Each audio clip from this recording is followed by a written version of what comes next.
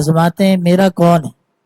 جو اللہ تعالیٰ کے راستے میں چلتا ہے وقتی طور پر اس پر آزمائش آ جاتی ہے، کبھی تنگی آ جاتی ہے، کبھی کسی کے یہاں کوئی فوتگی ہو جاتی ہے. یہ اللہ تعالیٰ کے آزمانے کے ڈھنگ ہیں. ہاں، لیکن جب یہی لوگ آزمائش میں کامیاب ہوتے ہیں تو اللہ ان پر راستوں کو کھول دیا کرتے ہیں، مزے سے زندگی گزارتے ہیں ماشاءاللہ. اللہ تعالیٰ ہم پر بھی اپنی محبت کے راستے کو کھول دے. جس پر اللہ کی محبت کا راستہ کھل جاتا ہے نا تو مسئلہ آسان ہے. حضرت موسیٰ علیہ السلام کے مقابلے میں جادوگر آ گئے. بعض جگہ لکھا ہے کہ 1,00,000 کی تعداد تھی، سارے شہروں سے جمع کیے گئے، مختلف ممالک سے جمع کیے گئے 1,00,000، لیکن سب کے سب نے موسیٰ علیہ السلام کا ہی لباس پہنا. مورخین نے اور مفسرین نے لکھا ہے اس مجمع میں فرعون کے اور چاہنے والے بھی تھے، علاقے والے بھی تھے، لاکھوں کا مجمع جمع تھا. اس کے باوجود صرف ایمان موسیٰ علیہ السلام کے مقابلے میں آنے والے جادوگروں کو ہی نصیب ہوا. وجہ کیا لکھی؟ وجہ لکھی کہ لباس کی مشابہت اللہ کو اتنی پسند آئی کہ ان کو ایمان کی مشابہت بھی عطا فرما دی. اور پھر ان پر جب ایمان اللہ کی محبت کھلی نا، انہوں نے کہا کہ ہم ہارون اور موسیٰ کے رب پر ایمان لے آئے. تو فرعون نے کہا میں نے تو تمہیں اجازت نہیں دی.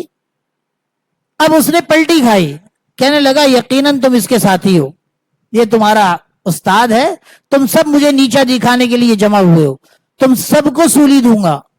تو انہوں نے کہا کوئی نقصان کی بات نہیں، ہم کو پلٹ کر رب العالمین کے پاس جانا ہے.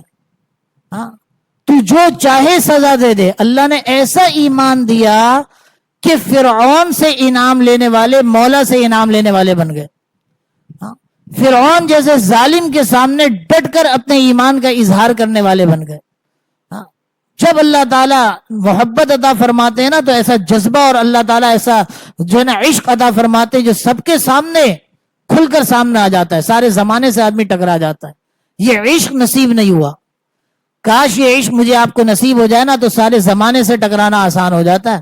ہاں، اپنے علاقوں میں جاتے ہیں نمازیں چھوڑ لیں، اپنے گھروں میں جا رہے ہیں نمازیں چھوڑ لیں، گھروں میں جا رہے ہیں تو جناب مدرسے کے اندر ہیں، خانقاہ کے اندر ہیں، تبلیغ کے اندر ہیں تو جناب والا پردہ بھی ہو رہا ہے، نظر کی حفاظت بھی ہو رہی ہے. جیسے ہی آئے تو خالہ ذات پھپھی ذات سے پردہ بھی نہیں ہو رہا، چچی ممانی سے بھابھی سے سالی سے پردہ نہیں ہو رہا.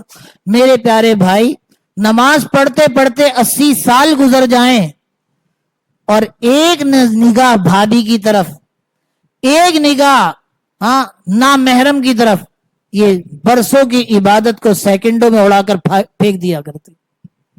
پہلی سب کا اہتمام ہے لیکن بھابھی سے بچنے کا اہتمام نہیں ہے. تو یاد رکھیے گا نماز کا نور نصیب نہیں ہو سکتا جبھی تو ہمارے اندر وہ کیفیت نہیں ہے، دل کی تڑپ اور اللہ کی محبت نہیں ہے، کیونکہ گناہوں کا چسکا بھی ساتھ لیے جا رہے ہیں. 25 پراٹھے بھی کھائے جا رہے ہیں، تھوڑا سا نیلا طوطا بھی چکتے چلے جا رہے ہیں، تھوڑا سا زہر بھی چکتے چلے جا رہے ہیں. تو جب زہر چکتے چلے جاؤ گے تو بھائی 25 پراٹھوں کا کیا فائدہ ہے میرے بھائی. ایک آدمی کہے جی میں 25 انڈے کھاتا ہوں روزانہ، 2 کلو دودھ پیتا ہوں دوسرے کے خرچے پر، اپنے خرچے پر تو لگتا نہیں ہے نا جسم کو. صحیح جی، یہ وائٹامنز کھاتا ہوں، اتنا کلو جو ہے نا گوشت کھاتا ہوں، لیکن تھوڑا سا جو ہے نا زہر بھی چکھ لیتا ہوں، تو بتائیے اس کو نفع ہوگا اتنا کھانے کا؟ کبھی کھانے کا نفع نہیں ہوگا میرے پیارے بھائی. تو اسی طرح عبادت کا معاملہ بھی ایسا ہی ہے. عبادت کیے جا رہا ہے، ٹنکی ہے اس میں پانی بھرے جا رہا ہے اور مولانا عبد الرقیب صاحب نے دوسری جگہ سے نلکا کھولا ہوا ہے، تو کیا ہوگا بھائی؟ کیا ہوگا؟ پانی آ بھی رہا ہے اور جا بھی رہا ہے. یہی ہمارا معاملہ ہے.